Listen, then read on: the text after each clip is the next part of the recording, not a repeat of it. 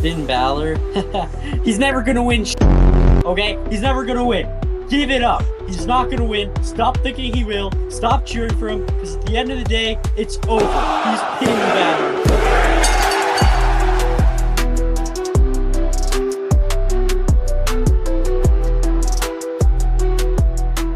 What's up, everybody? Welcome to another episode of the Beard Bros Break It Down podcast. My name is RedBeard. My name is Krodok. And we are the Beard Bros. And today's episode is going to be a long one. We got a lot of stuff to talk about.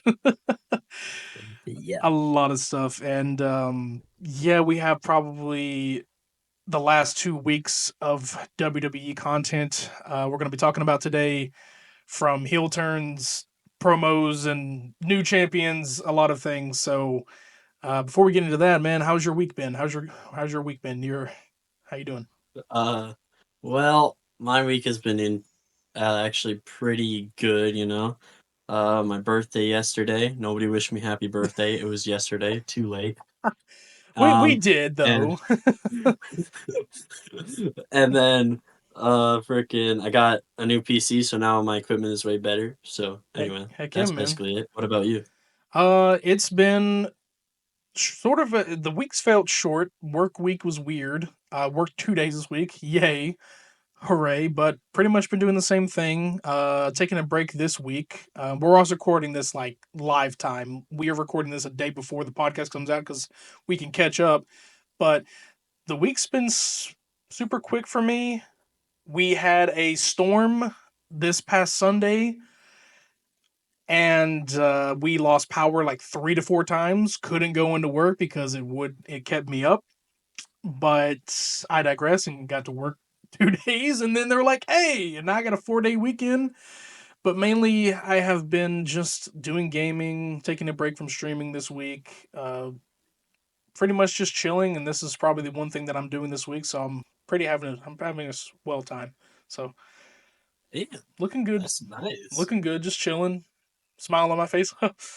But yeah, but let's get into it. We got a lot to talk about, and this probably will go into 2 parts, but we shall see if we can fit it in here. So do you want to start, or do you want me to go ahead and throw us in with some stuff? I'll start.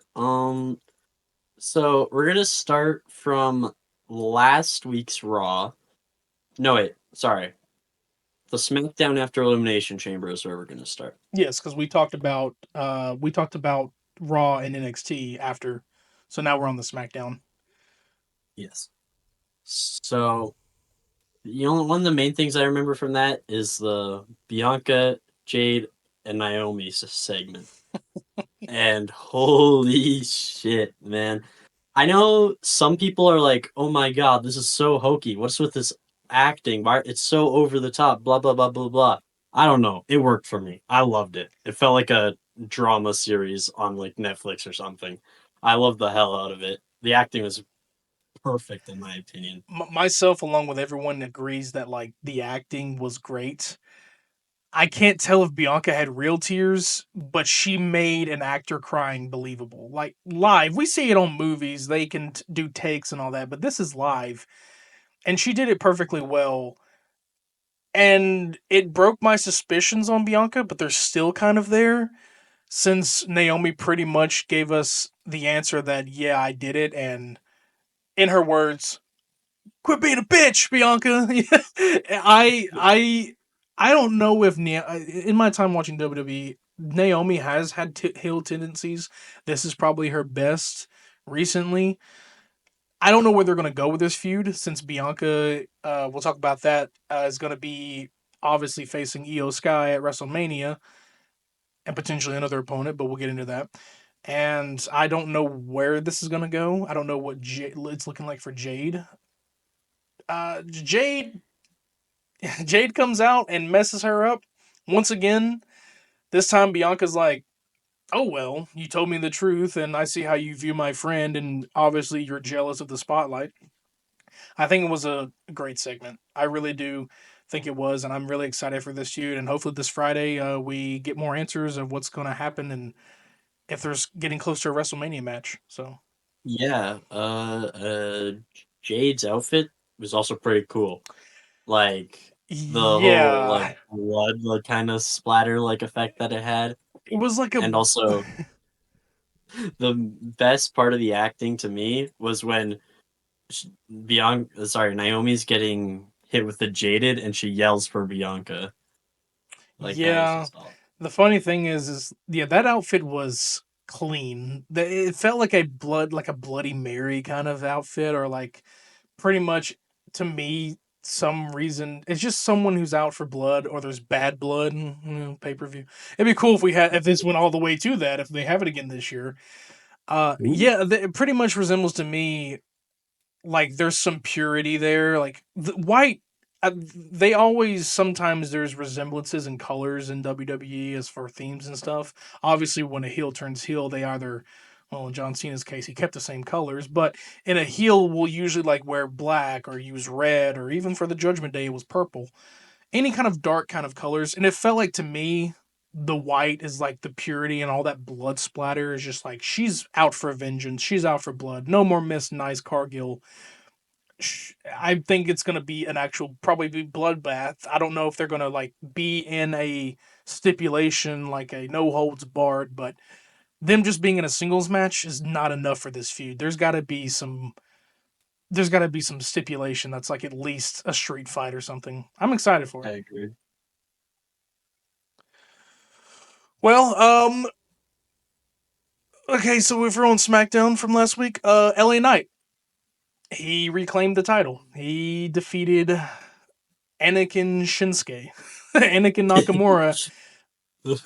It's upsetting, really, and I know for you it is because you love Shinsuke, but the direction Yeah. they went with his heel turn and his title reign, I think they just wanted a reason to give him another belt and didn't know what to do with him afterwards. They fumbled my boy. They fumbled him so hard, bro. Gave the dude an Like awesome what? entrance, amazing. I mean, the outfit is cool. It's an homage to pretty much a Sith Lord, Anakin Skywalker. A great theme, a great entrance. Had potential there, and then it started falling off. And then now that they don't know what to do, now it's dropped back to LA Knight, and I don't know what's going on there. I haven't paid too close attention to what like his next feud could be. It's weird, but yeah, I was skeptical and I was thinking, are they going to let Shinsuke have his flowers this time, or are they going to do the same shit? And they did the same shit. Yeah, like what? I don't understand, bro. People love Shinsuke. I love Shinsuke. He's like one of my favorite wrestlers, and they repackaged him in an excellent way. And then as soon as he gets the title, it feels like they just gave him it for no reason. It feels like they gave him it to give LA Knight a break just so he could come back a few months later and take it again. Like, what are we doing here, man? It could have been a phenomenal title reign.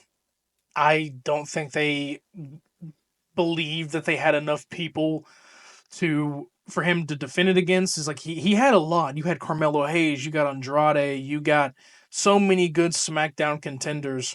Even you could have brought Santos Escobar back out. Like you could have gotten anyone to take that title, and they didn't go with it. They were just like, yeah, we'll let this feud run. We'll let him win the title. It felt like a Jay situation to me.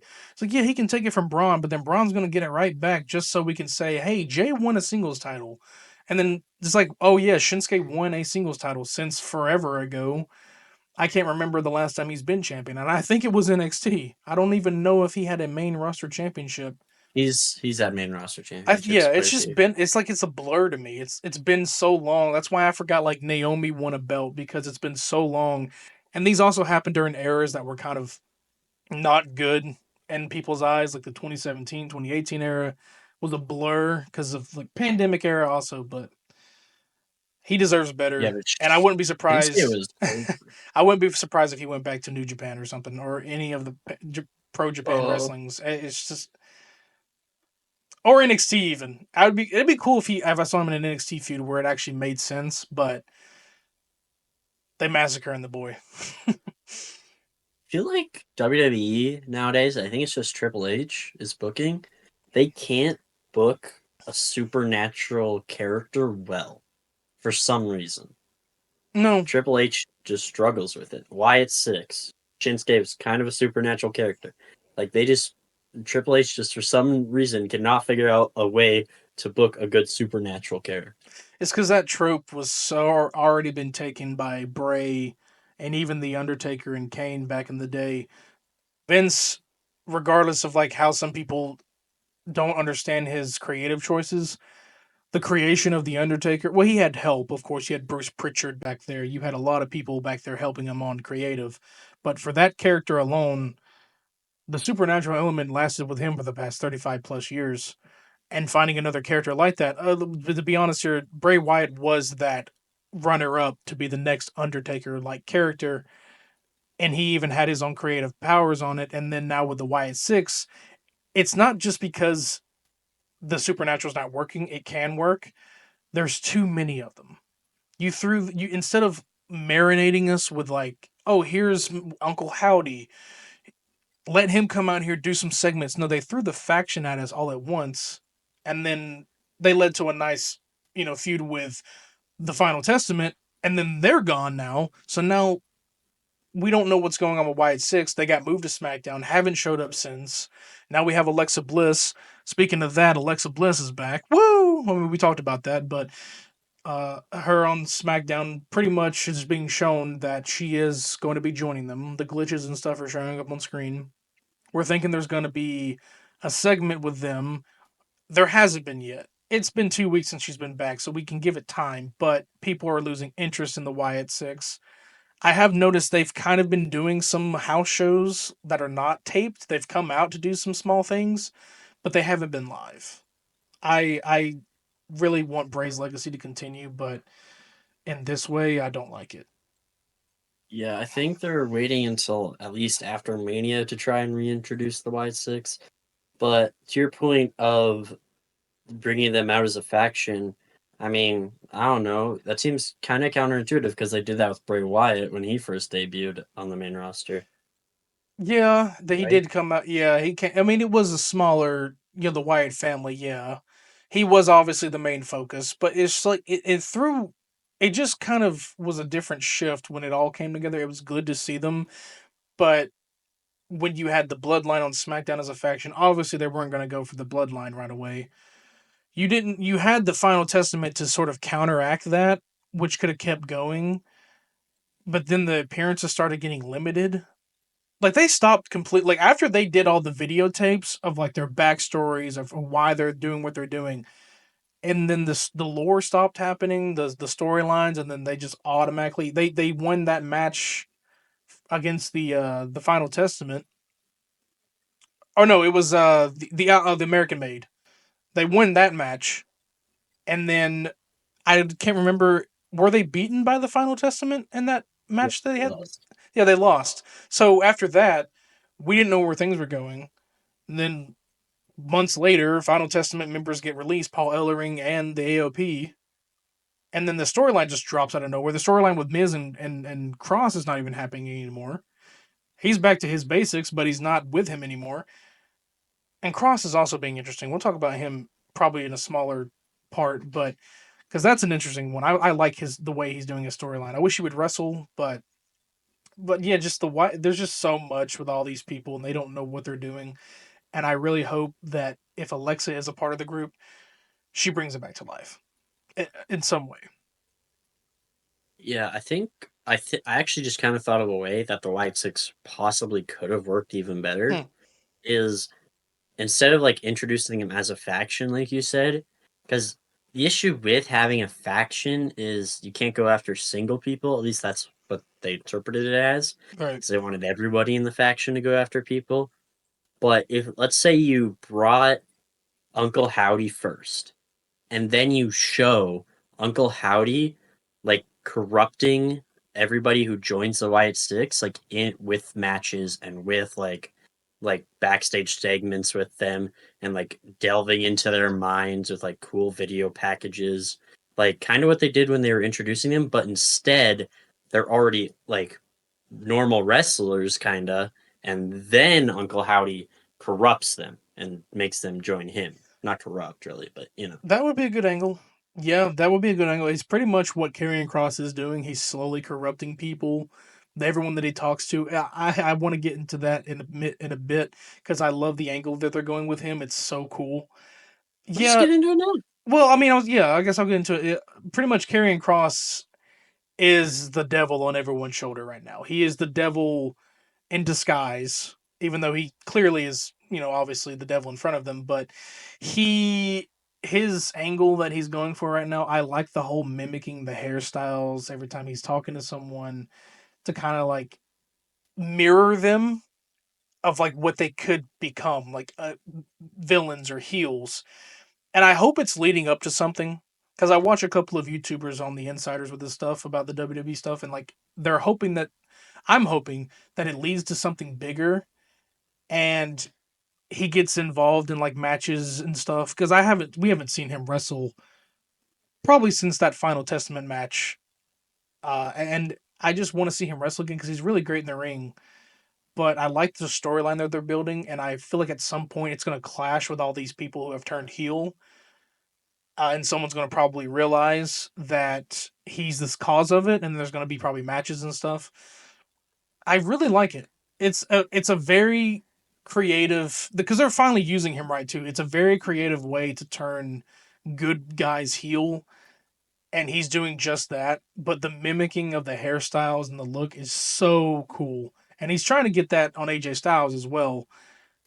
And he returned recently as well. Did we talk about that?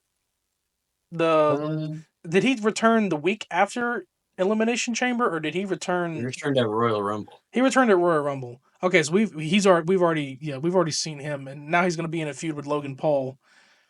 Man, oh man, I'm actually excited for that match. I'm actually excited for that match, and I'm glad AJ's got his rep back. But on Yeah, that, I the think Wyatt Six definitely need a rebranding or something or a resurgence. But the Karrion yeah, Cross angle is great. yeah.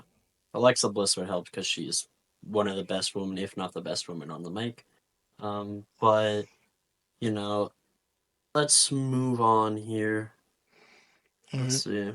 Is there anything else from that SmackDown? From that SmackDown, I don't think there was much. Oh well, Cena. Did we talk about Cody calling out Cena? No, we didn't talk about that. Hmm. Great segment for Cody. Cena wasn't there. Cody came out, gave us a nice little story of like, oh, what do you tell your daughter? Why you got hit in the eye? And he pretty much brings up, I had to lie to her because why would I tell her that her hero gave up? Which is a great, powerful sentence because Cena's motto is to never give up, and the man gave up and gave into the dark side, if you will. Funny enough, his his Instagram is crazy. He literally reposted the oh, if you die a The hero or heartbreak you live kid. long enough to see yourself become the villain from Dark Knight. He's keeping us entertained with this. I think he even reposted Palpatine's face. Pretty much he's eating into it, but the segment was amazing. And then fast forward that next Monday, I think it is the next Monday, yes. Cena Cena comes out as the heel. It's weird though because he has his original theme. He's still wearing his jorts and his shirt and his hat. Of course, this time he walks down to the ring instead of running. Delivers the heel promo of a lifetime, of a generation that people have been waiting for the last 15 plus years. I felt like I failed him, dude. I felt like I failed him. Him speaking that way, even calling there's a that memes going around now where he called out that little kid and that little kid's face is The everywhere now. heartbreak kid. Yeah, that's what people are Yes. calling They're him, calling him the dude. The heartbreak kid, John yeah. Cena heartbreak kid, dude. Dude, it was a phenomenal. It was hard at first to take him seriously because Cena has done these promos before where he gets loud and his voice breaks. We know that when he's like in the fight mode, but he calls the fans sons of bitches. He he tells us we failed him. We didn't give a damn about him. It really hit me in the feels. Like I'm not saying I almost cried, but it hit me in the feels, and I was understanding some of the points that he made were valid for sure. But All you do is take, yeah, take, take, take. You never give me anything. he delivered it very well. And people were, because when he first almost turned heel, which was supposed to be during his first fight with The Rock, it was corny and cheesy, so they just gave up on it. The whole thing they tried to do when Kane returned back in 2012, they were trying to get him to turn heel. Kane's whole thing was to, you're going to give into the dark side. Even Bray did that during their Firefly Funhouse match in WrestleMania. The seeds were planted there. It just took them a very long time. And now we have heel Cena, and I think this is the best way to do it. The best angle to go is the whatever the fans want. I don't give a damn. You're not gonna get what you want. That's a heel right there. And he name dropped heel and babyface in a scripted segment. Rock has dropped the word heel and babyface, and even Triple H has once. And people were like, "Oh, what the? You can't do that." Kayfabe has been dead for a while. We both know that. But throwing it into a promo like that is ballsy. But he's like, I'm not a babyface. I'm not a heel. I'm a human being. I'm doing this for me. And I like that. I Cinema. like they blend the reality and they break the reality, but also pull it back in like that. Stellar heel work, I think. And I want to root for him for his 17th, but I'm also going to be against him. It's a weird year, dude. This feels like I'm in a dream. It feels like I'm in a Damn. dream. Yeah. God damn, bro. John Cena. I've been watching wrestling for around a year now. Right. I've seen a lot of things. I've watched a lot of promos, a lot of matches from before I started watching. That is the greatest promo I've ever seen. No joke. I loved that promo. That promo was one of the most like emotional, like just so justified promos ever. It felt justified. Him turning heel felt justified. And John Cena is so good on the mic. He was there in Brussels, right? The crowd was Yeah. electric. Crowd made that 1,000 times better than it already was. But John Cena is so good on the mic. He buries the crowd, bro. By the end of that segment, the crowd doesn't really know what to say. They're just kind of like lost. They're silent for some because they're like, "Fuck, he got us. He fucking he torched us on the mic, bro." John Cena beat a crowd on the mic. I don't think anybody has ever done that before. And John Cena is just so damn good. In my opinion, best mic worker of all time. Always One has of the been. yes, one of the he's I he's mean, he's in my top five because I got to give flowers to Miz in there as well with his promos, but I know John has been above Rock and Miz for me. Like Rock can kill you on the mic, but Cena, like during that first feud that they had, Cena embarrassed him. Cena said some personal shit that he wasn't supposed to say for some things, but Cena can bury people on the mic. Like I know it's like bury's a negative all in term, and theory. yeah, like bury's a negative term in WWE because it's like if you buried him, then it's like because people didn't like the whole Super Cena angle back in the day because like he would bury good stars. That's why most of the time they hated him.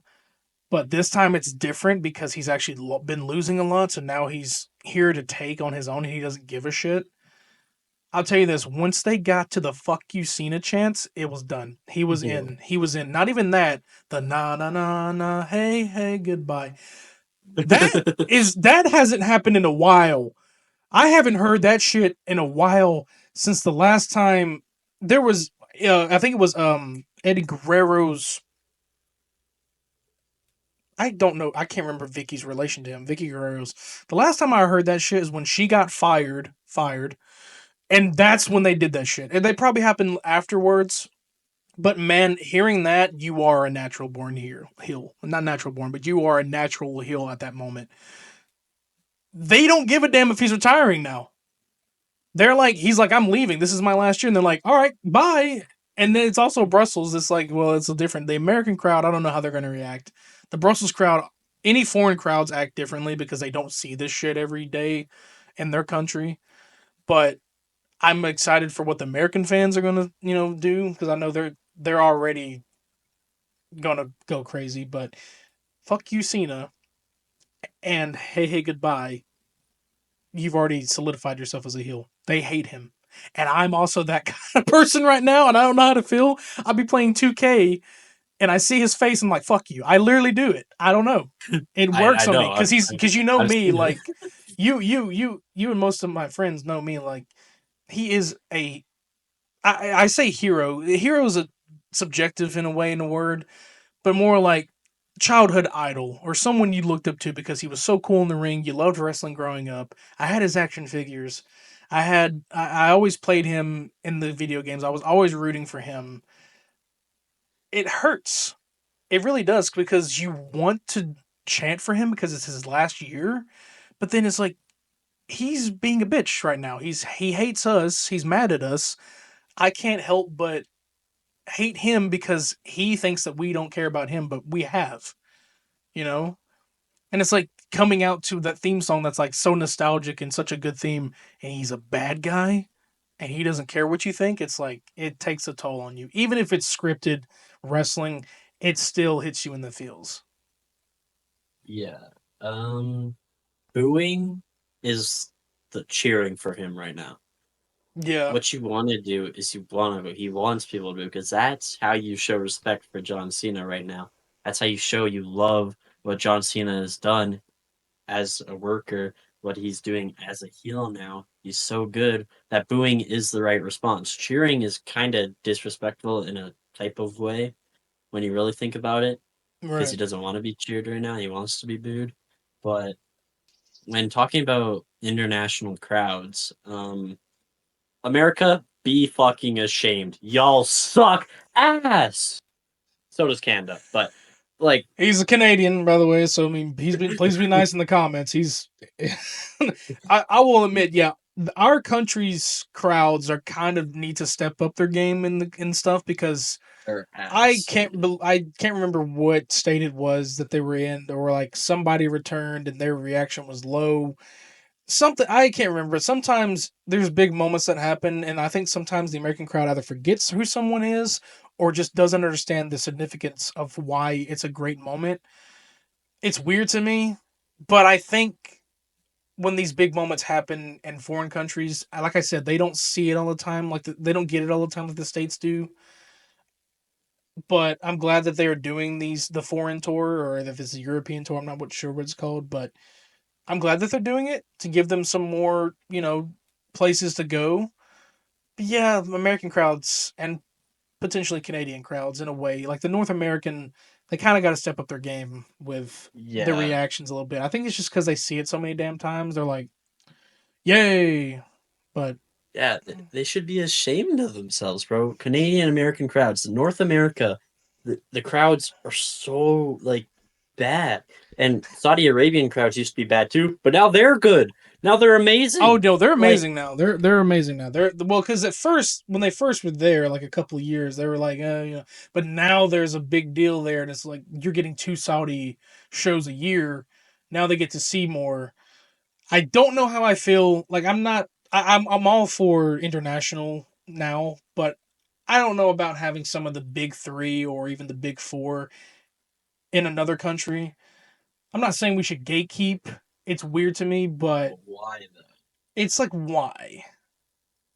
Because they already got their own show. They got Crown Jewel, and then No, I'm saying, why do you think that it should only be America I don't know. for like the big I'm like four? so used. I guess because maybe I'm so used to them having their big shows over here. It's weird to just change it that way because there's some people who are kind of getting an opportunity lost. Because, like I said, Saudi does get two shows a year because they're probably going to get Royal Rumble and then also Crown Jewel or King of the Ring. I don't think they're going to do King and Queen this year because they kind of like, Pretty sure they confirmed that they get Royal Rumble. huh? I'm pretty sure they're getting Royal Rumble in 2026. I Yeah, think it was they're confirmed. getting Royal Rumble. They're getting Royal Rumble, but I know they're probably going to get two. They get two pay-per-views a year. They're not going to get King and Queen of the Ring this year because they kind of do that to every 2 to 3 years. They don't do it back to back like that. They like wait a while, but because now they also going to have it that every year they have a at Crown Jewel, you're going to have champion versus champion, and they're going to keep that. Which, by the way, that title is useless as hell. It will always be because you don't see it; they keep it. It's made from their gold, so it's not going to be taken by us. I But forgot it existed until you just mentioned yeah, it. it's a blur because Gunther won it, and No, Cody and Liv. oh, Cody and Liv. Yeah, okay. I thought Gunther won it. But it was like it's useless. But you know they're going to get two pay-per-views a year, and I think they confirmed Royal Rumble is going to be two nights next year. Or no? Is that? Uh, I don't think they did. no, No, we, no. we I think you and I gave the conversation that two nights would be justified because they can add more matches and then have either one Royal Rumble a night or differently. But I think that could work since you could have the men's and the women's like in a different night and have more matches. But you don't want to give too many. There's so many pay per views to do two nights, and SummerSlam is getting two nights this year. Wow, Yeah. two WrestleManias, two SummerSlams. Wow, but it's just weird. I don't know. It's just because I guess like the big three, the American crowds, they're kind of missing out. But I mean, I guess that was Yeah, in but their the deal where, international crowds are missing yeah, out. yeah, that is true. But I believe it's kind of good in a way. There's some people that make too big of a deal of it. I'm not trying to say like we should gatekeep it, but it's weird to me. But hmm, I personally want a WrestleMania in France. I do. I was kind of sad when they announced that the next WrestleMania is going to be in America again. I want a European WrestleMania. It's like I feel like it would just be like 80 times better with the crowd. Like I don't know. yeah, because I just wasn't want it. Backlash in France last year? Yeah, So exactly. I And think, that and they're not going. best crowd of all time. They're not going to it this year. I think they're going to. I think it's either. I think it was either Pennsylvania or St. Louis. I can't remember. But I know one No, location was confirmed for St. Louis, and I knew who's from St. Louis. But I'm not going to say much on that. That's just speculation. no. Backlash is like always going to be in foreign countries from now on. I'm pretty sure, Okay. but I think they already announced where Backlash is going to be this year, but I don't know where. So I don't Okay. remember off the top of my head. Well, it was going to be. There was one location that was going to be Spain, and they changed it, and I heard St. Louis. So It is I St. could Louis. be Damn. Missouri. So yeah, I heard someone, or no, someone said Mexico, but it was a rumor from all the sports insiders. I was like, well, you can't. You always take those with a grain of salt. Or don't take them with a grain of salt. You can't always believe them because there's some of them that spread false rumors, and there's a lot of that. Unless WWE is to say, hey, because they always show like, oh, these are where these shows are going to be. Unless they show it, I don't believe anybody, pretty much. Yeah. But well, I'll tell you one thing.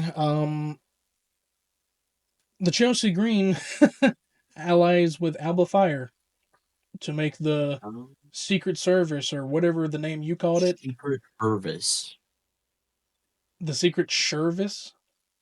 No, no, no. Secret Hervis. Secret Hervis. Is that what they call it? Or is that your nickname for it? I'm pretty sure that's what they call it. Huh. Well, I had to add a secret. yeah. But Well, yeah. I tell you this.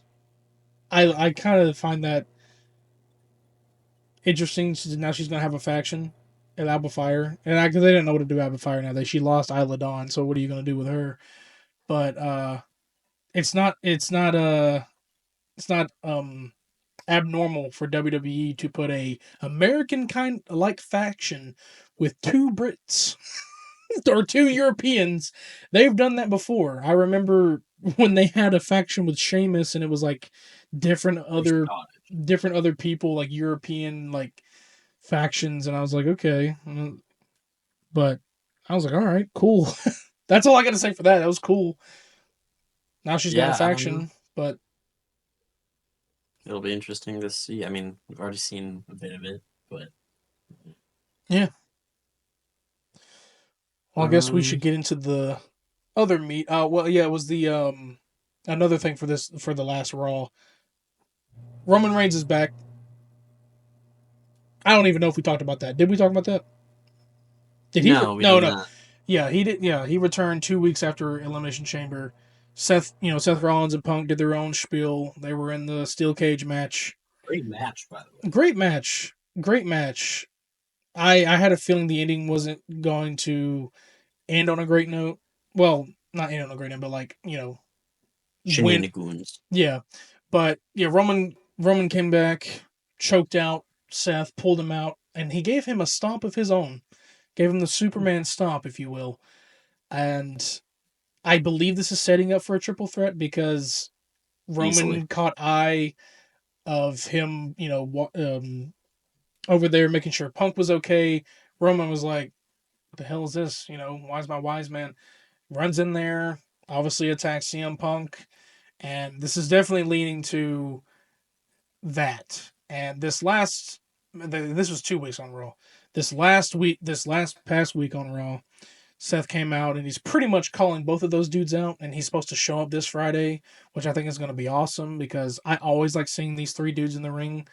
There's like history and tension there because Punk has really good history, well, really bad history with those two, given of the Shield near the end of Punk's tenure. Before he left, he was dealing with the Shield. He even had to put over Roman, but still, make Roman look tough. There's interviews I've seen, and even there's history with Seth, but there's a lot going on, and I think that I think it's gonna be interesting feud for sure. Yeah. But Sierra, Hotel, India, Echo, Lima, Delta, Shield. No, I think it's gonna be very Ugh. interesting. But um, Yeah, wait, before we talk about anything else, we need to talk about this absolute menace and asshole that is putting shame on Chad Gable's name. Who the hell is this masked assailant that's running around making it seem like it's American Made's fault, okay? Because it's not. Everyone who's saying it's Chad Gable, you're all stupid. uh, no, it's Chad, brother. It is not Chad, Dude, okay? listen. There's obviously two dudes. There's a body double. I think speculation. I think it's Ray Phoenix. Could be because that's Penta's brother. Even though he's not attacking Penta, he's attacking Ray. I think it's Ray Phoenix, but I think in some of the moments it's Chad Gable. And Chad Gable returned in the most weirdest way possible.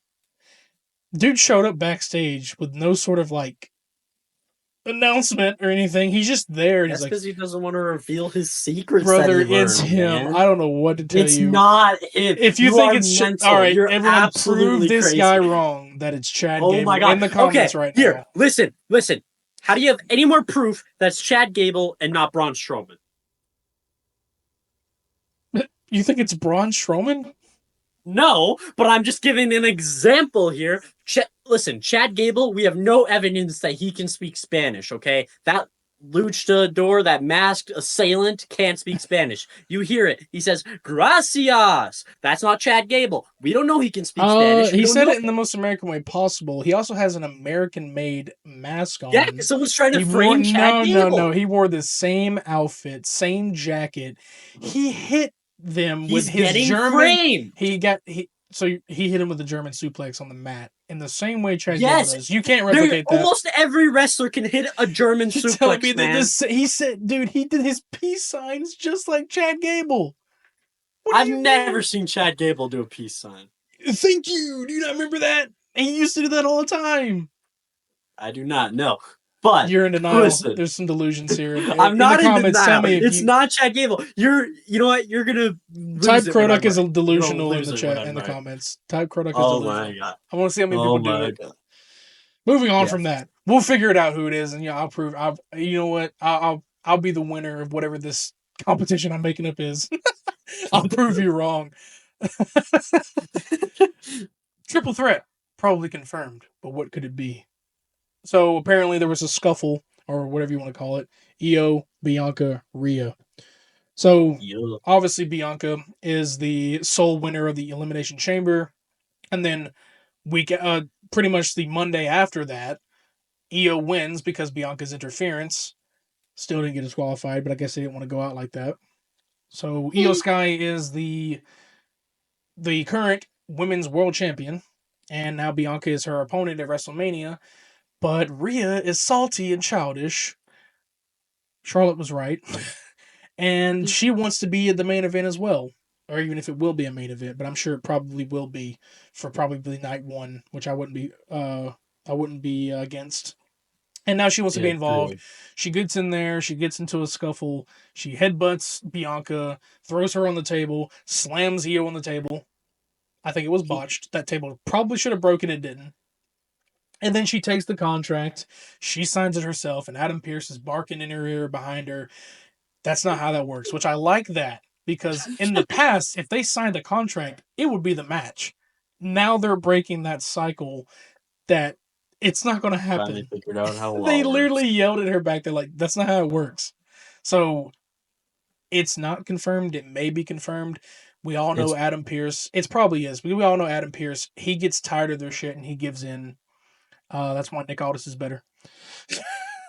Ooh, careful what I I say. mean, I called this before Elimination Chamber Yeah, that's gonna be a triple threat. and it's So like I kind of am disliking it, obviously, because there's obviously like two triple threats going to happen in WrestleMania, and one of them's not even going to be a possibly championship three. match because we're going to possibly three because we're getting definitely getting Punk, Roman, and Seth, and then probably those three. I don't know what the others would be. I think maybe there's an IC title triple threat, but I kind of hope not. I think So, so, yeah, because people were thinking, well, I had a speculation that it could be a ladder match. There's a lot of people that have wanted Braun's title, and they've all come up short and lost.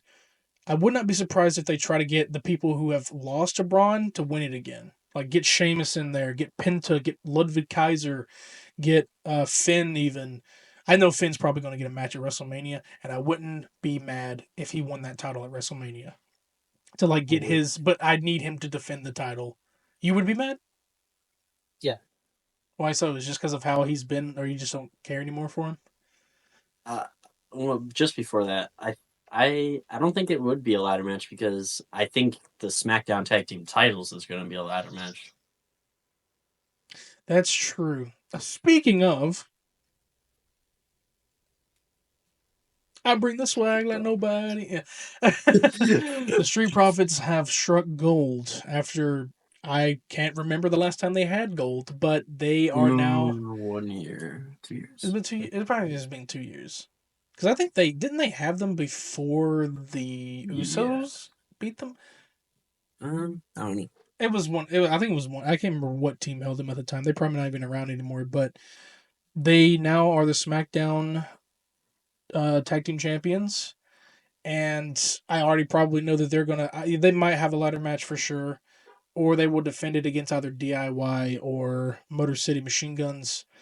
Um, I didn't know. I'm not looking too closely to those feuds. I don't. I should be though, but it's kind of good to see them have gold again because it's been a while and they've been heel face. They don't know what they are anymore. I don't know what they are, but I'm guessing they're face because people were cheering. Now they're heel. They're heel. Okay. I Mhm. think people were excited for that, but yeah, they're still heel. Even though it's weird when they helped DIY retain. So weird to me, but I think they just wanted that gold for themselves, obviously. But good to see them with the titles for sure. Yeah, I'm looking. Looks like the last time they won a, a tag championship was in 2020. Oof, So that might have been yeah. Raw tag team then because I think No, the was it Raw SmackDown. one was 2019, I believe. Okay, so yeah, they had gold back to back. So yeah, they were definitely pushed a little bit in the pandemic era. Pandemic era. Yeah. Yeah, and speaking of that, like yeah, Penta, he's definitely eyeing it up. People, I don't know. Yeah, Oh, I don't know if that one's gonna be a one on one because, like I said, the ladder match could happen, but it could go into triple threat. It could go into fatal four way. There could be more contenders added to this because there's multiple people who want Braun's title, and even so, they could probably put that to the test that either Braun retains and wrecks everyone, or someone takes his title and Dom, he's moving Dom, up for more. Dom, Dom, Dom could enter Dom, it. I Dom. have a feeling like the way the tension between Dom and Finn is right now, which is really heavy there. Dom could be a contender. Dom could Did definitely you be not a see how he contender. was looking at that title, bro? He was looking at it Just really well. saying. Yeah, yeah. Just like Eddie.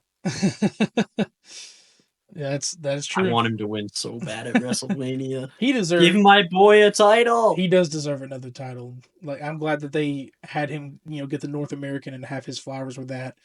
But a main roster title, World Heavyweight Championship, and it's gonna definitely bring him closer to, well, World Heavyweight Championship probably, but IC for right now, World Heavyweight, I could see him in that scene. He just needs to put I think he needs to get closer to face, and I think he will if whatever happens with Finn. He's You charismatic, man. you still have Liv there, so it's gonna be hard to turn her face right now.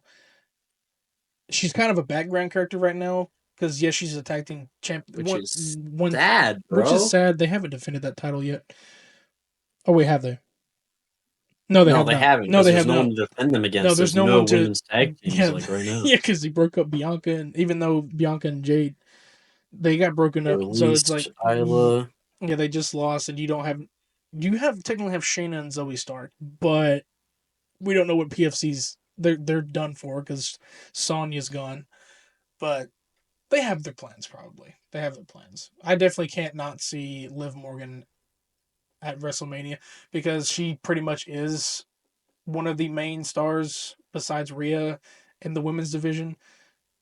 She had like the best 2024 of all the women. Yeah, yeah, for sure, for sure. All because of an injury, but she still did it very well. She still did it very well. It really helps a little. It really helped redeem her first title run when she won Money in the Bank because it was like it was good, but she still needed that development. This helped her a lot. I loved it. It definitely is awesome. So Yeah, I'm scared for. I don't know if she'll be on the WrestleMania card, brother. Like, I can't see it unless they do a women's tag team match. But when you're looking at that, I don't think a women's tag team match kind of deserves to be on WrestleMania because the whole reason it was even getting on PLEs in the first place was because Bianca was holding it. yeah, yeah, for sure. NXT. Hmm. Yeah, last week Roadblock. Roadblock. Yeah. Do you want to? Well, I know I know the decision on it was kind of like not yours, but do you want to say it or do you want me to? Sure. I mean, I'm just gonna run to the main event here. Stephanie two belts. Now listen, I think it's cool. We haven't had double champion quite a while. First women's double Yeah. champion in NXT ever. So that's cool. But man, listen, I'm biased because I love Julia way more. I think it should have been Julia, but I understand them going with Stephanie. I heard Julia was injured, so that's why Yeah. they did it. Yeah. It was insane. Yeah, it was pretty much insane because yeah, we've had so many two belts in NXT, but the first women's that's gonna make her a dominant character for a very long time. People are gonna be eyeing both of those belts now. It's gonna be very interesting. Depends on next I week. can already tell Stand and Deliver is gonna be insane, whatever it may be. There's she's not dropping them anytime soon. I know that for a fact because her indies track record, she's held like two wherever she's went. She's that big of a star. I already knew they were going to treat her well when she came in. They're going to treat Julia well because Julia was NXT champion. They're going to treat her well also because they both have great backgrounds and track records. Just at this time, it made sense. They wanted to drop that belt to someone, but they didn't probably want to drop it to someone because a lot of people could say, oh, could have went to Cora Jade, it could have went to back to Roxanne, even though Roxanne is really involving herself in main roster stuff with Bailey right now until WrestleMania season's over. I still have a feeling Roxanne's going to be at Stand and Deliver. I don't think she's going to go to WrestleMania with anything. Uh, Well, it couldn't have been Cora Jade because she just won a TNA Yeah, championship.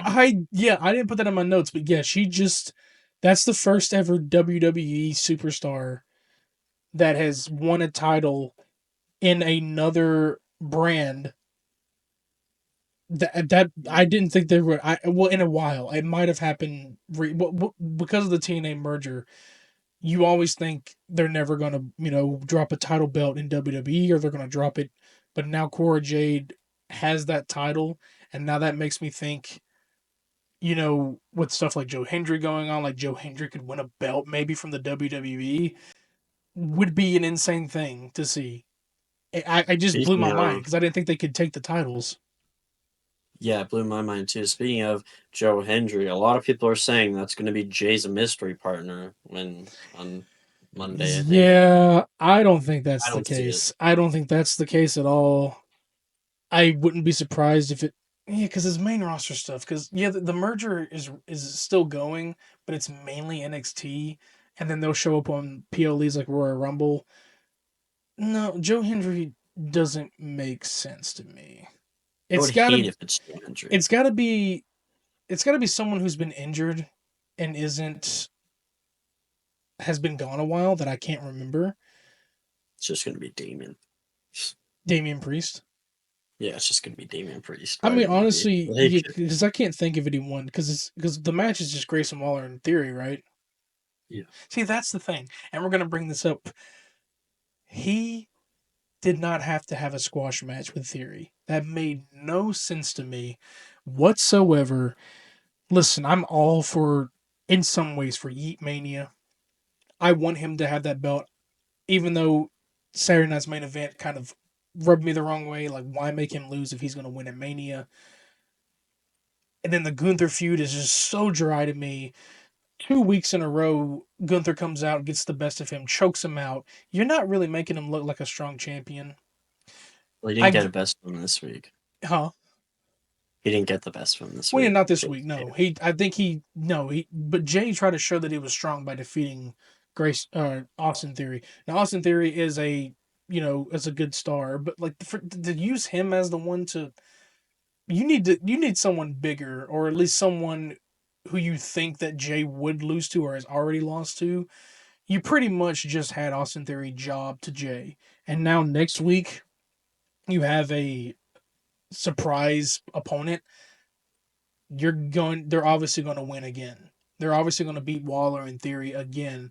I can't think of who it could be. If anything, it would be someone probably who's been injured, who's been out, who we haven't seen in a while. For some reason, my mind thought Ilya Dragunov. It's random. It is random. However, I can't think of anyone at this moment because then I was also thinking who was injured, like Big Bronson Reed, but he's going to be out for a longer time. And, well, we just had War Games and they were on the opposing teams. There's no reason for Bronson Reed.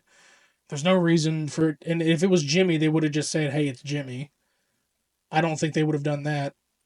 And if for a match like that, that's just going to be probably 2 to 3 minutes. I don't know what it could be. But Jay's got connections, so we'll have to see what that is. Yeah, dude, they just need to let this breathe, man. They started trying to develop this feud too early, in my opinion, because now all they're doing is the same thing week in week, and they're feuding with people to try to build up a feud. They're feuding with people not in the feud to try to build up a feud, and it makes no sense. It doesn't work. Like, stop letting them like get into these physical altercations where it's always just like one person beating the other. Like, just like, what are they doing? Like, freaking just, I don't know, man. Let them just promo each other for a few weeks, for like 1 week, and then just leave it for a while. And then once it's closer to WrestleMania, come back, and then you put the fuel on the fire. Because right now, it's dead. Nobody gives a shit. This is like the worst build up to a match so far. And it definitely doesn't deserve to main event night one. Hell no. Bianca Io Rhea, that deserves it Yeah, more. Roman Punk Seth, that deserves it more. Because nobody cares about the feud. We already had it at Saturday Night's main event. Oh, wait, but Saturday Night's main event isn't canon because nothing that happened at Saturday Night's main event mattered. yeah. That's a weird thing about that show that it doesn't matter, even though all of them should. like it makes it feel like Saturday Night's main event is the house shows that are not shown live or not taped because things can happen in the house shows where even if a heel and a babyface hate each other, you'll see them doing segments together that like make them seem like they're best friends or something. I'm pretty sure like one of the house shows when Kevin Owens was doing his thing with Cody Rhodes, Kevin Owens had the Winged Eagle belt, but in the house show, Cody had the Winged Eagle belt. He had it or he took it from Kevin, but then when Kevin came on SmackDown, he had the belt again all of a sudden. It's just that's the house shows are never canonical because there's no script. They're just wrestling in front of you, but you know the script that they're the baby face and that's the bad guy. But rarely even title changes happen on house shows. They have happened before, but then immediately the next show I think they get it back or something. It's weird to me, but sometimes if it's very pertaining to the big storyline, they're not going to change. So having a title match on a house show to me in my opinion is pointless because it's not going anywhere. But sometimes when you're the champion if you have a house show, you got to have something on the line. But I hate to say it, what's crazy is they only really focused on the elimination chambers winners this year. The Tiffany storyline and Charlotte and the Jay and Gunther are the two ones that I'm not caring about. They're not building it up right. It's like Charlotte's that boss or that one final boss or whatever that is on the sidelines, limited appearances. And I could say the same for Cena's limited appearances, but he's making his more interesting than Charlotte is. And then Gunther and Jay is pretty much a recycle. And now they try to make him tough by beating Theory. He's obviously going to win. They're not. I doubt they're going to do him over, do him wrong again at WrestleMania. It's not main event worthy, like you said, and neither is Tiffany and Charlotte. Tiffany and Rhea, I mean, Charlotte and Rhea was more of a main event for WrestleMania 39 than anything. I don't even know if they got that, but it was more of a main event than anything. It's just I'm not excited for the Royal Rumble winner matches. I'm not. It doesn't make it just it's dry. Yeah. By the way, main events for 39 were the tag title match between Sammy, You can Kevin, and see, the yeah, Usos, and yeah, then it was Roman that and was very bloodline focused for both 39 and 40. That's why the others didn't get anything. Because well, because even so, like Cody got a main event twice that night or twice those two nights, which is insane. But yeah, the Bailey didn't even get her main event. She got her match, but it really wasn't main event material either. Like I'm glad she got her title, but I don't think that was main event. I like EO, but it wasn't. There was some botches there, and then she was out for a couple of months afterwards because of her knee. And then her theme song. yeah.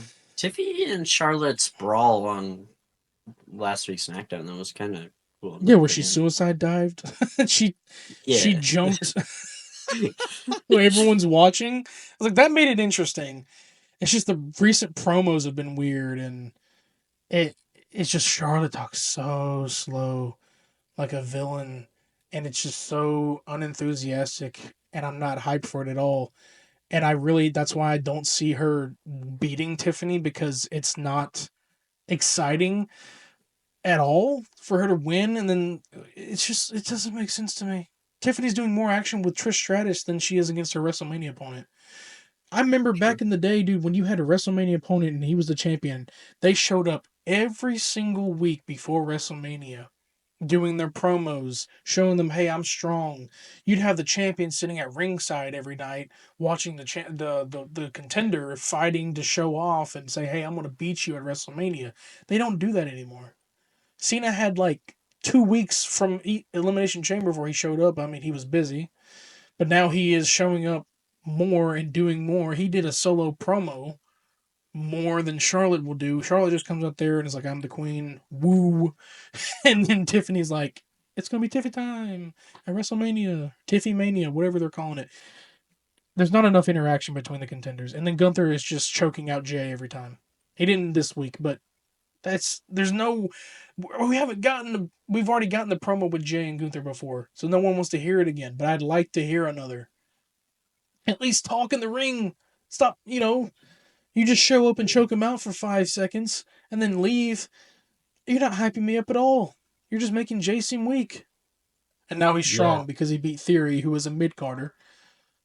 He did great. Um, He was more. He wasn't as much of a mid Carter in NXT, but when they got to the main roster, yeah. But now him and Grayson are pretty much mid Carters. Wow, you just solidified that you're a mid Carter too, Jay. Like no hate to him, but like that pretty much made the case. yeah. Mid card event Jey Uso. That didn't work. That didn't work. But yeah, you get it. You get it. Mid Carter, yeah.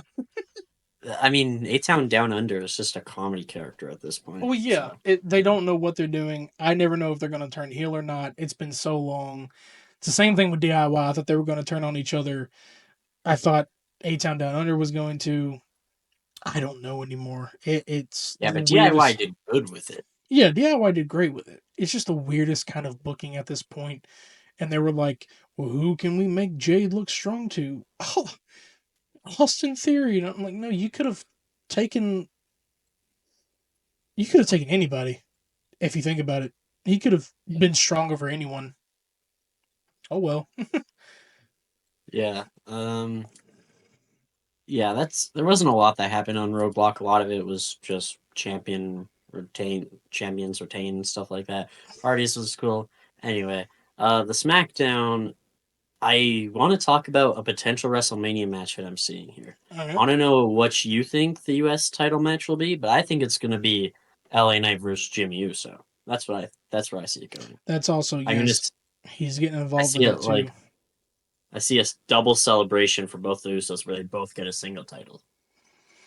That's what I That think's would gonna be be. really cool. I honestly could see Jimmy doing that because he is getting involved with the LA Knight stuff. He's also getting involved with Drew because we don't know where he's going. We Yeah, don't. Drew is definitely not in the title scene anymore. Drew. It's Drew versus Damon, Yeah, it's obviously. definitely gonna be Drew versus Damien, which is a match that like I care for and I don't care for at the same Nobody time. wants to. Nobody I cares. But listen, man. I gotta rise for the rock star. I'm so obviously gonna be rooting for Damien because they're probably gonna, do Drew wrong again. I unless they want to give Drew a WrestleMania win. But from the curse of WrestleMania for Drew, he's been doing bad. It's not a WrestleMania match. It's just a rivalry match. It shouldn't be. There's so many matches that deserve to be on the card, and that one is just a rivalry match. That could be like a bad blood match, pretty much. That's why none of Punk or Drew's matches were WrestleMania material. They were supposed to end before we got to this point. And obviously, Roman, Seth, and Punk, yeah, they're WrestleMania material, but they could be somewhere else. But because it's Roman Reigns and Seth Rollins, then yeah, but that's not going to be no WrestleMania moment that Punk wants. He's I don't know if he's ever going to get his WrestleMania moment one year. I don't know what next year could be for him. If so, it is his year because this is pretty much Cena's year. Who knows? But Damon versus Drew, it'll be cool, but it won't be the I gotta watch this whole thing match. yeah, And it's clear as day. It's it'll. probably gonna be Damien. Yeah, I feel like that's honestly like so far out of all the matches that I see at WrestleMania, I feel like that's the most like, oh, I'm gonna take a piss break here. It's sad. It's sad, dude. Drew was amazing in 2024. But yeah, Like, it's is the thing because I know you love Damien and I know you want Drew to get his get back and start winning again. But for a match that's just a rivalry match and there's nothing to gain from that, but probably a feud that's going to lead into SummerSlam even, or just end at WrestleMania. I need more promos from them. I don't just want us to go into that and there's no promos. We have like I think 25 days or so until WrestleMania, and there's no promos between the two. There's not anything going on. He's over there on SmackDown. Damien's on Raw. You got to get them both together and just if you're gonna have that match, then do it. Talk it out, man. Challenge each other. yeah, There's so many matches not confirmed yet, true. and But I Yeah, feel like this coming week will be the week that they start confirming stuff around the week of the 25th and all that. I think that's when they'll start yeah, confirming more stuff for sure. probably. But one thing that I found really interesting with that SmackDown last week was, they were in Barcelona, which awesome crowd again, European crowds, awesome, shocker. Anyway, um, like every single wrestler was had a line of Spanish they spoke, which was just kind of like interesting to me. Oh But yeah, yeah. I don't know. No, that was interesting. I, yeah. And then Cody Rhodes, I like that Cody Rhodes came out, didn't deliver a promo. He just fucking hit the Miz and like said two words and then left. I liked that. I remember that. I think yeah, Miss TV has become the parody show now. It's just pretty much you come out there, you talk your shit, and then you just you just hurt the Miz for no reason. He's just doing his job. I love Yeah. it though. Miz is Also, oh sorry, go. no, you're good. I was just saying Miz is the best on like acting and Mike, and I'd love for him to have a belt at some point, but right now there's other people probably, but Yeah, I mean he's kind of done everything he needs to for with his career, to be he's a Grand honest. Slam But champion. He's already done enough. I'm pretty sure he's just happy to be there. To be honest, yeah, wouldn't hurt to give him some more in the future. yeah, But I do want to talk about Jade Cargill's interview segment she had, where Liv Morgan was like, ah, ha, ha, ha, ha, "Let's fight next week." Anyway, yeah, um, yeah. They're in the Jade, arena. Jade, yeah, Jade Cargill. I'm be honest, I didn't believe a word she said. She, she's her like talking. I didn't really believe any of it. I don't know. Like, I feel like I need her to actually like convince me more. I need to believe what she's saying. I didn't believe what she was saying. Yeah, it was a very interesting one, and given the fact that Liv, it's weird to me that Liv is rubbing in her face like, "Yeah, I didn't do it. I told you." And then she says, "Why don't you fall on another car?" I'm like, "Okay, Liv, do you? I get it, you're heel, but do you? What are you right now? Why? I don't know. It's strange to me because if Liv truly didn't do it, then Liv would be like, "I told you so." But then it's also like you ain't got to rub it in because you understand that Jade doesn't blame you, but yet you're antagonizing her. So obviously it's going to lead into a match against you two, which would be a cool match. Definitely cool match. It's just Liv, what are you doing? But that's how a Well, heel works. she said during that she was like she was upset because she was getting blamed the entire time. That's what she said. She was like, "I've been blamed for weeks" or something like that Yeah, and that's during the the thing. thing. It should be on Bianca and Naomi. It shouldn't be on Jade because Jade didn't know who did it, and Jade wasn't able to point a finger until we saw it Elimination Chamber. So if anything, she should be challenging like Bianca or Naomi to a match and saying, "Yeah, this is you did this," and blah blah blah blah blah. And even they're the people that took the tag titles from them. So Yeah, I guess it's a weird thing. I think they're setting up something for Jade and Liv, but it's definitely not going to be a WrestleMania thing. Jade and Naomi will definitely be the WrestleMania. yeah. Hopefully. Um, we talked about how the Street Profits won the tag titles and how that was the main event, right? Yeah. But I kind of think that Gunther versus Axiom should have been the main event. I don't know, man. That I was a That was my very favorite match of the night. that was an I love interesting open challenge.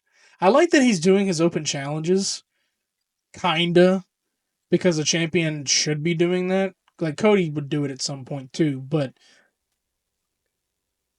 I it's like not really because the people he's been calling out have shown him like, hey, I'm serious about this, but it's a strange choice. But the Axiom coming out was definitely a surprise, definitely a it. surprise, and it was really cool.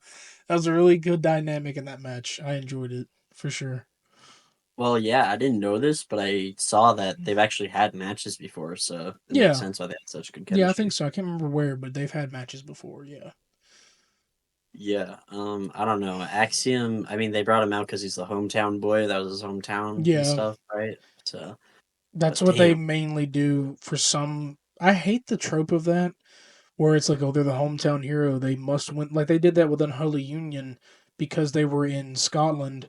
And they're like, we're going to have you both win and then not do anything with it. They had like a couple segments on SmackDown they would show up, but then it No, they just, actually. did really good with those Well, titles. They did really good. it's like they did. It's just like you, but in the back of my mind, I knew it wasn't going to last long.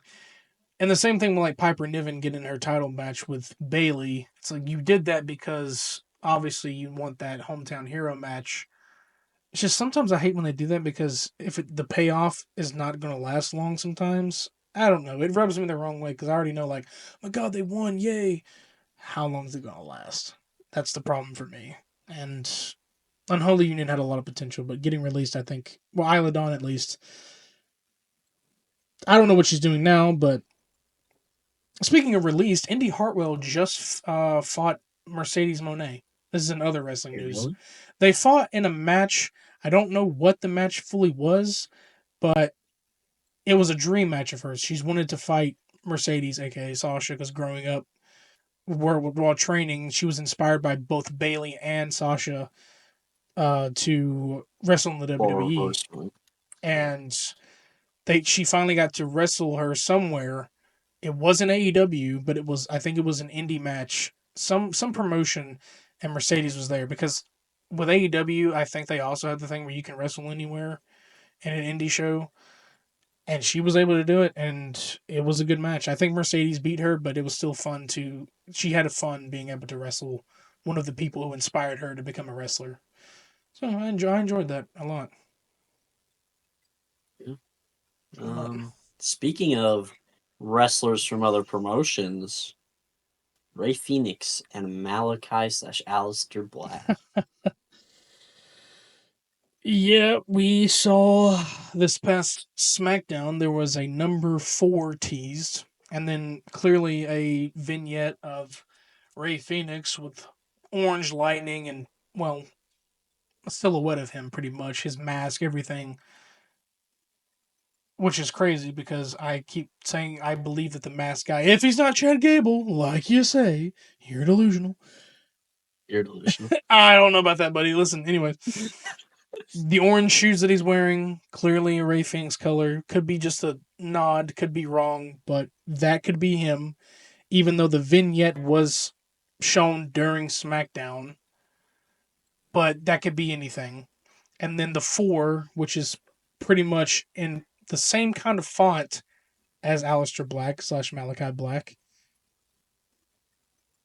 I think it stands for April 4th. I told you this. I think it's going to be April 4th when he shows up. There could be many ways. It could be four shows from now. It's definitely not 4 days from now because it's more than 4 days ago. So he could either, so not this SmackDown, not the next SmackDown, but probably the April 4th edition of SmackDown. He could potentially show up. I had a feeling that maybe he would be teaming up with Zelina, like as for her manager, because that's her man. But then Zelina's getting involved with Chelsea to get her title. That would be I wouldn't care if that title went to Zelina. Zelina has not I had think a it will. main roster belt. I don't know what they're doing with Michin. She I think also that's is a great going to contender, be. but I don't know her promo skills well. Zelina does have good promo skills. Selena's one of the best. So Easily. to have a champion belt, you do have to be good at promos. That's pretty much one of the rules. Unless you're Brock Lesnar, you had Paul Heyman, but most of the time today, you got to at least be great on the mic in order to. It's hard to say that between like Julie and Stephanie because I know like their accent dynamic and their English is difficult too. They still have that Well, that's why they're in intimidation. NXT. Yeah, they still have their intimidation factor, so they still have different qualities, but mainly on the main roster, you gotta have some sort of promo skills, even if it's cringe sometimes. You still gotta have that because you have to be the champion instead of defending as the champion too. So Zelina would be a great choice for that. But I think, yeah, April 4th, potentially Aleister Black, but we don't know when Ray Phoenix officially reveals himself, which I don't think he would since he wears a mask. He would just pretty much have to wear his gear to like. I feel like I could see him doing a Rey Mysterio thing where he takes off the mask and it's his mask. So that would be the only way they would do that, in my opinion. Yeah. I think it makes sense to be April 4th because April 4th month it'd be 4/4. So Yeah, that is true. That is true. Definitely. Yeah, but we kind of talked about like basically We got everything. everything. Yeah, we got everything in here. We're not even at 2 hours. Yeah. Yeah, one of the things I do really want to discuss though is Finn Balor versus Braun Breaker was it was an okay match, but the thing I loved about that match is that I actually thought for a second that Finn could win, which I never thought like until recently. But the reason I thought it then was because all of the title changes that have been happening. It made me think, oh shit, anybody can win a belt. Yeah, Which obviously, as a main event too, it made me think that something was going to happen because you normally don't make those kind of things. Well, one of the things they didn't have, yeah, anything they could have like given. I don't know. They could have had anything. I would have preferred instead of a squash match, maybe Theory and Jay be. But honestly, that's not main event material either. Something like Seth or something, but everyone was just not there. They could have had a match, but as a main event, it works because it is a championship match. It's not the one that people cared for because you had Cena's segment and stuff at the beginning. So that stole the show at the beginning. And then as the show went on, yeah, we had great matches. Penta and Ludwig Kaiser, amazing. And the other matches in between. But then you got to that one and you were thinking something was going to happen because it's a main event. And it really seemed like even during the backstage segments that Finn was like amped up and this was going to be his night. I don't see Braun dropping that title until maybe WrestleMania. yeah, So it did make it seem that way because we didn't think. I completely thought Rhea was going to retain. That was a shocker to me that she lost a couple of weeks before Mania because she's already really technically had her Mania moments of retain, like hers and Becky's, and then hers and Charlotte. So maybe she didn't want another, or they didn't want to go for another. But now she's probably going to be in the triple threat. We'll never know that until we see it. But yeah, and then obviously when the Judgment Day came out, well, I thought this interference was going to help, but we know Dom's recent interferences, and every time someone interferes with Finn's matches, he loses. So I thought he had it. because he sucks. I thought he had it until he landed on his gonads and got hurt, and then looked really pissed off at Dom, and then Braun got that spear in, and that was it. So Yeah, I hate the Finn Balor angle. I'm tired of him getting buried. I don't know what they're gonna do. He's a veteran and I hate how over time just because of that one injury that happened to him, his whole entire career went down. Hasn't held a belt in forever.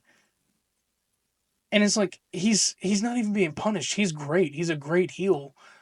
I don't understand why he's not getting anything. I'm glad that Damian became a breakout star and as well as Rhea, but Finn got pushed to the sidelines of the OG Judgment Day, and even Dominic is rising in the ranks. I'm fine with that. It's like he's not though. I feel like I know he's there to probably push these people, but he's not getting his credit. He's not getting where his needs. Hopefully one yeah. day things change for him. Hey, Finn Balor fans, I need you to listen for a second. Uh oh. Finn Balor, he's never gonna win shit. Okay, he's never gonna win. Give it up. He's not gonna win. Stop thinking he will. Stop cheering for him. Because at the end of the day, it's over. He's Finn Balor now. He doesn't even deserve his real name, and that's not his fault. No, that's Triple H's fault. That's the booking's fault. That's everyone's fault. That's because he had an unfortunate injury. His career went downhill. He's just been used as a fucking pin machine. But guess what? He's going to keep being used as a pin machine because nobody gives a shit because he doesn't deserve it in Triple H's mind or whatever. I don't know what's happening, but he does deserve it, and I feel sorry for you, Finn Balor fans. I feel sorry for you. Stop hoping that he's gonna win. He's not. I'd love that. I'd love it if he does. He's not gonna. Just suck it up and lose it. And honestly, at this point, I think Finn should leave WWE because I feel like he can be used so much better elsewhere. Well, I didn't know you were gonna go that angle. I mean he could. Holy shit! I'm glad. Uh, that was Krodok's rant of the week. Yeah. Yeah. I mean, I necessarily don't think because here's the thing. Before Triple H took over completely everything, NXT was his yard as well as Dusty Rhodes and Shawn Michaels. Finn Balor was one of his guys, and he pushed him to get to main roster. I don't think Triple H is trying to say that there's nothing there. I just think he's trying to clean up some loose end storylines before he gives Finn any single way of a title. Finn's got to break out of a faction. Finn's got to go back to being the singles guy, the Dark Prince. Even if they wanted to bring back Demon Finn Balor, which I think Demon Finn Balor unfortunately got buried Finn by Balor Edge. said he Yeah, doesn't want to bring it Demon back. Finn Balor got buried by Edge and Roman Reigns. Hmm. Edge should have never won that match. If I think about it, they Well, wanted technically not Roman Reigns. God. no. Well, he wasn't going to beat Roman Reigns because obviously for us we didn't know that there was going to be a long reign. We were thinking at any time that he could lose until they were like, well, the whole time we planned for him to have a long reign, and it just kept going. So I knew he wasn't going to beat Roman, but to Edge, it didn't make sense. I thought it was going to solidify the Judgment Day more, and Edge was also leaving that same year, so I don't Yeah, think it mattered. It made sense to me, that's what killed him. but they need to do. Yeah, it killed him really badly, and me personally thinking after his betrayal of Damien, he was going to try to get more serious with the World Heavyweight Championship and get it because there was a whole history there like, oh, you messed me up last SummerSlam, I messed you up this time, now it's my time. It didn't go that way. The Damien feud ended and then boom, nothing more. It's like they just forgot, didn't care. So Yeah. even if it doesn't happen this year, hope down the line that Finn doesn't go through the rest of the WWE as Finn Balor forever and just is nothing.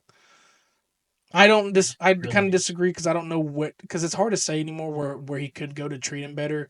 I know everyone always shoots for AEW, but even I TNA think could help. But I just don't know if he would go anywhere else. I just feel like he needs a rework.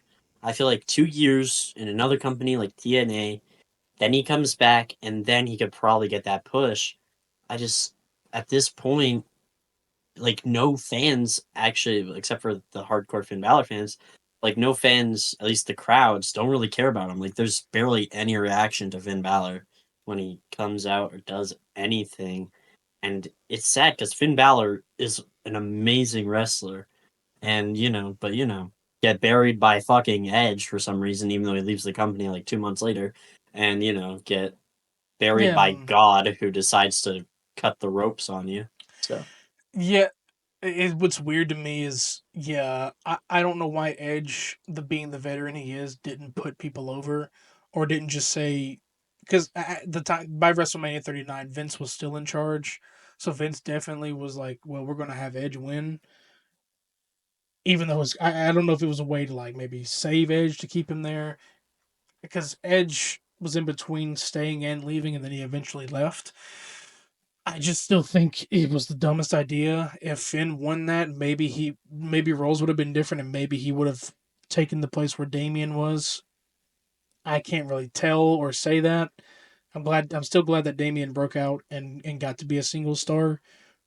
But Finn still needed to have something. And even when he got the undisputed tag titles, they didn't even defend them. There was no point, and then they had to ununify them just for the hell of it to continue the Damien storyline and the Gunther storyline at the same time. It didn't make sense to keep them. It just didn't make sense at all. Now you got the War Raiders who have them. So I mean, I don't know what's going on there. I doubt they'll have a match at Mania. They'll probably have a match the Monday Night Raw before, and then it's just gonna go from there. Or I wouldn't even imagine if they had a pre-show match. But yeah. yeah, it's very weird these days, man. Very weird these days. It's like 2024 was that peak of Triple H's takeover, and then 2025 started slowing it down a bit. Right now, like we're only in March, but WrestleMania right now Mm, is unpredictable. yeah, I love that though. Um, but I think the only thing that Triple H's booking struggles with is for each show, he can have like a really good like he. I feel like this is it. He can have one good tag division and one good mid card division, and then I feel like the other one he always fumbles. It's like he doesn't know how to keep both good at the same time. You know what I'm saying?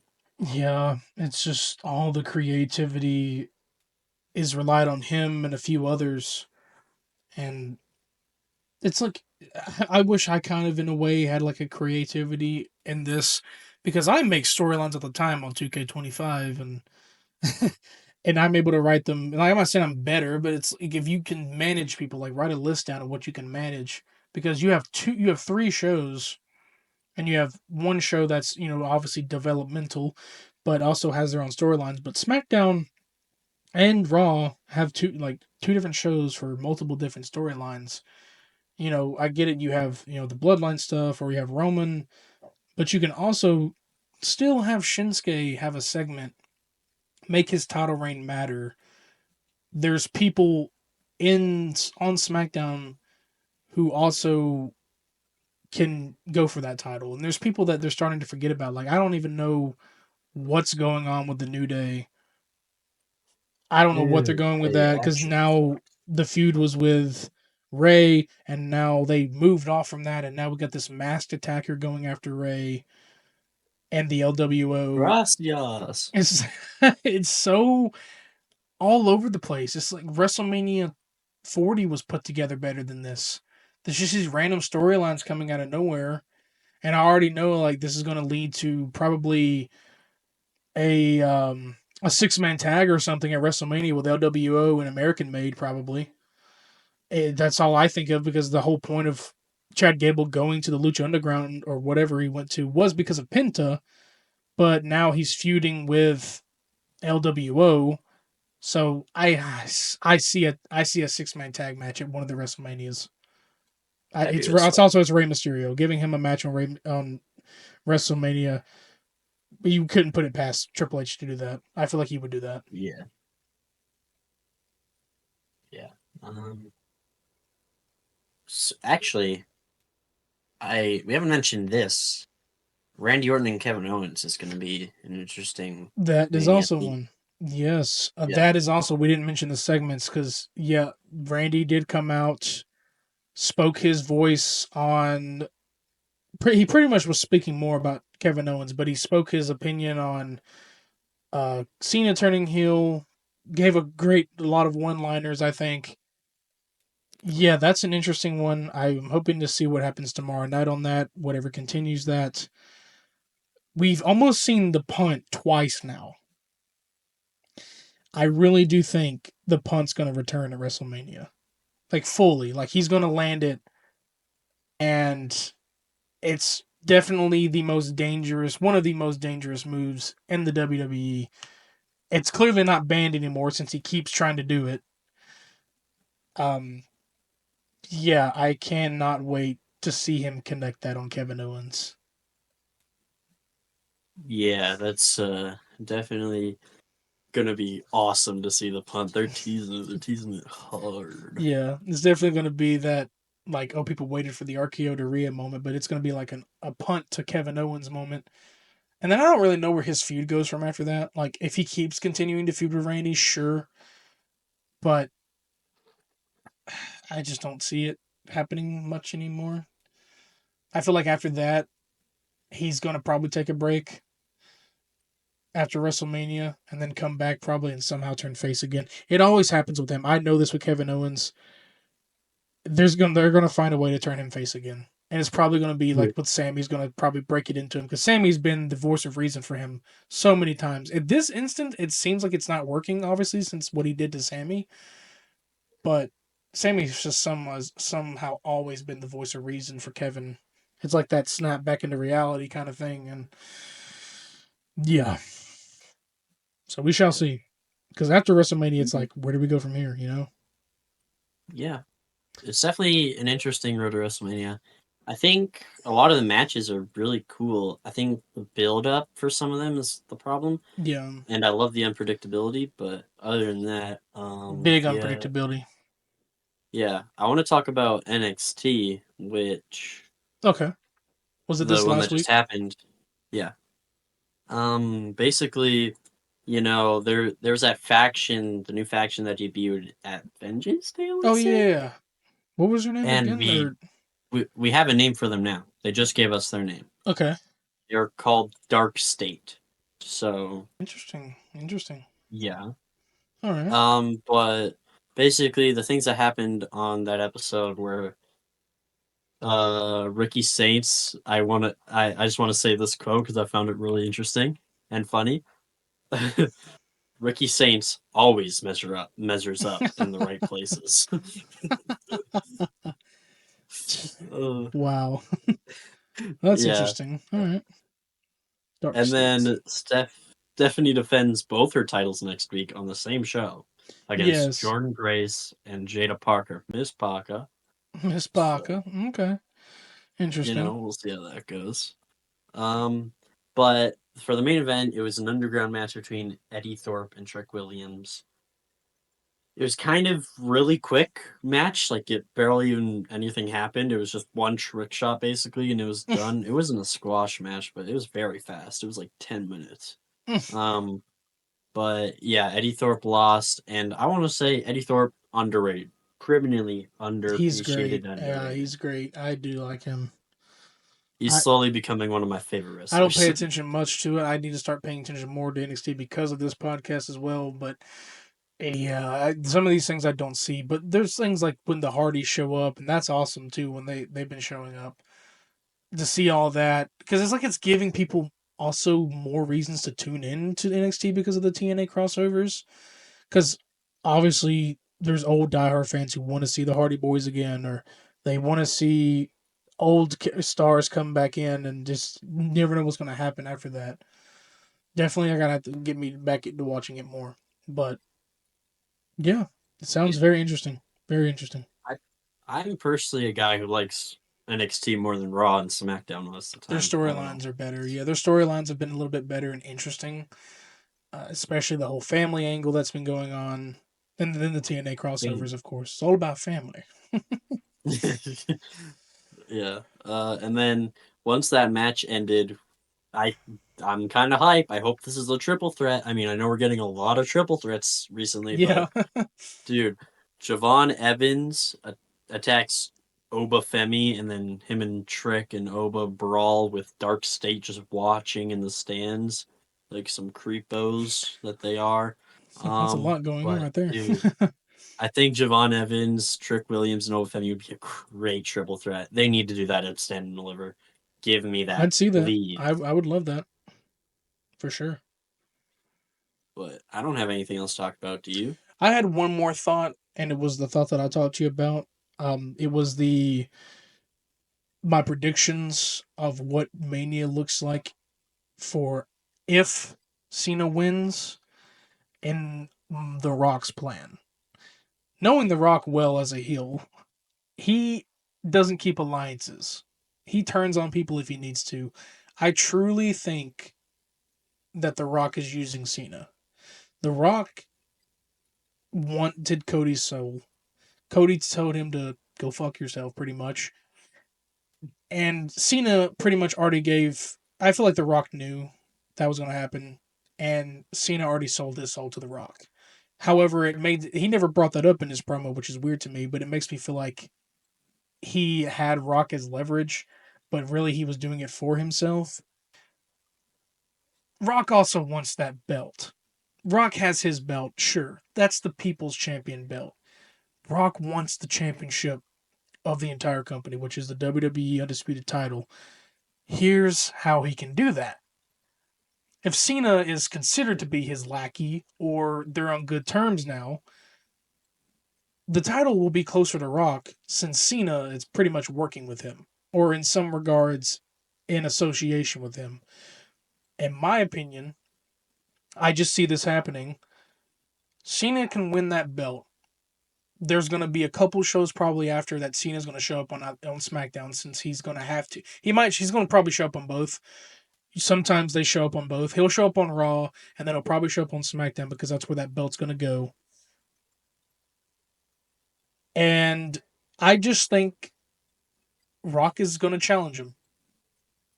I just have a feeling Rock's going to challenge him, probably a SummerSlam kind of thing, or even WrestleMania Backlash. Even though Cody still has to get that rematch clause in, but I don't see if he does that, he's going to lose it right at Backlash. I feel like Cena's going to hold that belt for a little bit longer. But I see this because The Rock is known for betraying, and two, it's going to be closer to him, and it makes sense to me because Cody has been doing this for a long time. He needs a break. Cody's obviously deserved a break by now. Being off TV for a while and then focusing on John Cena and Rock or any other contender makes a lot of sense because then you get that focus on John for a while Cody's doing his own, him resting, training, whatever he needs to do. I really do see that. And it's kind of the same thing of like Roman Reigns. The roles might swap and Cody will be out until SummerSlam. That's my theory. I don't know I why, but I just kind of see that happening. Like, and it's not necessarily Rock turning on Cena. He probably just challenges him. Like, okay, why not? We haven't had a Rock versus Cena part 3. This could be yeah, it'd be cool to have that at a WrestleMania, but it's not going to happen this year. Rock versus Cena part 3 at SummerSlam, that's where he could drop it. Because people are always talking about Randy versus Cena or Randy versus Cody. They're missing that Rock is definitely involved, and I definitely see him having a match this year. And that seems like that's the match. Because the last think so. time that Rock was a champion versus Cena, Cena got it from him. And he was a heel. Now the roles are the same, but Rock beating Cena for the championship back, I honestly am fine with that. And then that leads Cena back into the babyface. Yeah, That's I my agree. I theory. think you're spot on. I think you're spot on. It probably will go a different way, but I just see that for some reason because it makes a little bit more sense to me than like him dropping it to like Randy and then that random feud happening, and obviously not Punk either. There's gonna be a feud between him and Punk at some point, I'm sure. But it's just weird to like jump from Kevin Owens to like, all right, hey Cena, guess what? I gotta get it. Everyone's been mentioning Cena in their feuds, but that's called reality, and you do have to acknowledge shit's happening around you. It's not like wrestling is only in like all the storylines are set in a different world. They're all set in the same ring and the same world, so they have to acknowledge what people are talking about. But that's my No, theory, and I don't know if it's gonna go well, but we can come back to this and be like, well, that's my big theory. But yeah, that's just a no. I, I think you're completely right, and I think that makes sense because I feel like Randy Orton's going to be his last match, his retirement match. So I see Rock winning it at SummerSlam. He drops that Summer because I think he holds it till SummerSlam. It's the Fuck only way that I can see Cena turn face again.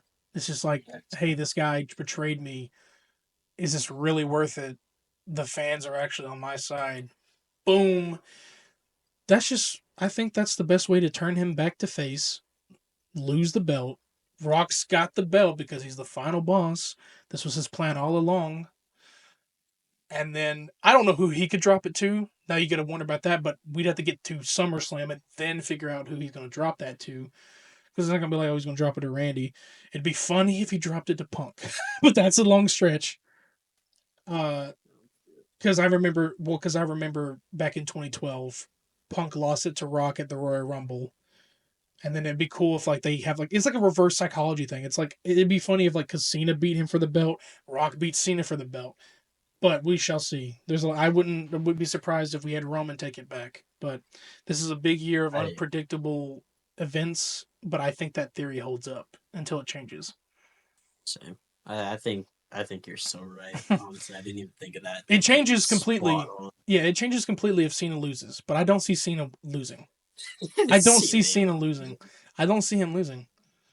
he's It's been a definitely minute since we've had like a wrestle besides Roman that heel getting the belt at Mania. Like, I mean, you can consider it Rhea, but like in a way like this, we've always seen John win the belt as a face, as a heel. That's history in the making. You can't not go for that. So yeah. it's gonna be a good year. I agree. Yeah. Before we wrap things up, I do just want to mention something.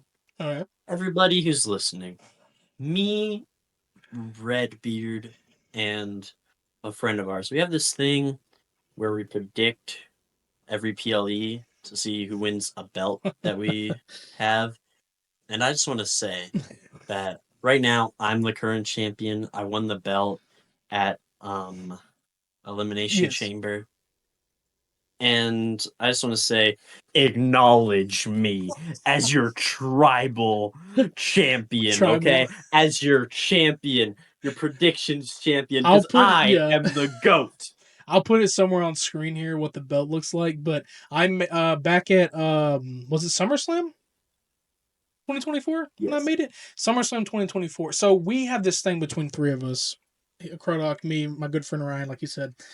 Uh, we would predict. We would make predictions of like who's gonna win or whatever. And I had this idea. Let's make a championship belt between all three of us, and let's see who can win it and whatever.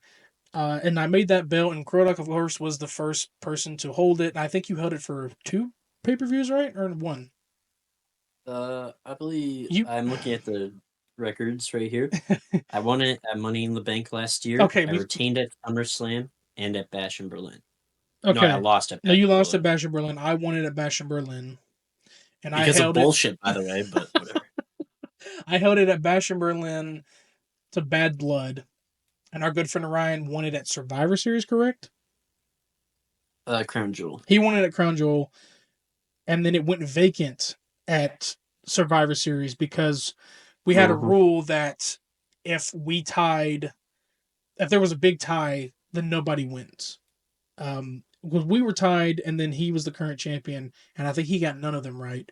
So we vacated it because there was no winner. We can't just give it back to the person because he didn't get any points. He has to get points as well. So it was vacant from Survivor Series all the way to Elimination Chamber, and now he's the current champion of 2025. It's the Predictions World Championship or the PWC whatever. I'll have it on screen. You can see the little belt. I took a stock belt and threw my letters on it, but he's the current reigning champion. We may even have that on here. We'll even like keep it up to date on here, like who's the current champion. But I currently, until probably WrestleMania, am the longest reigning by 64 days. He'll probably if by Mania he'll be the longest reigning. No, I have to win You have Mania to win to. Mania. Okay, you have to win Mania to be it. Which I'm gonna win it back. So I'm gonna be You the champion wish. again, or Ryan, who we ever know. But this is a very unpredictable Mania, and now we have two nights to go through. Got to get both nights more correct, more than anyone else. So we'll keep that updated here of who's the current It's champion as also well. double the chances. That is true. That is true for sure. So, well, I guess that's all we'll have for today. I'm surprised we shoehorned it in here before we got to the 2 hour mark. But there was a lot that happened the last 2 weeks. Definitely excited for what's happening tomorrow and in the next couple of weeks because Cena's going to be popping up a lot with Cody. It's a very, very long season. It's taking longer than I thought, and I wanted to be here because I need to see what happens. And but if you all have any WrestleMania predictions or any kind or any gripes with the WWE right now, decisions, titles, whatever, throw them in the comment sections. If you got any topics of discussion that we may have missed or anything, throw them in here. Um, if you're a part of my server, you can always throw them in my server. My server link is in the Discord. You can probably find his. He'll probably put his somewhere if he wants to, or we can figure that out later. But if you're watching on YouTube, we have our links to our channels on the screen, and we have them in the description if you're listening to them on Spotify and stuff like that. But yeah, I think that's all we've been able needed to cover this week. So yep, we've been the Beard Bros. We'll catch you in the next one. Peace. Peace.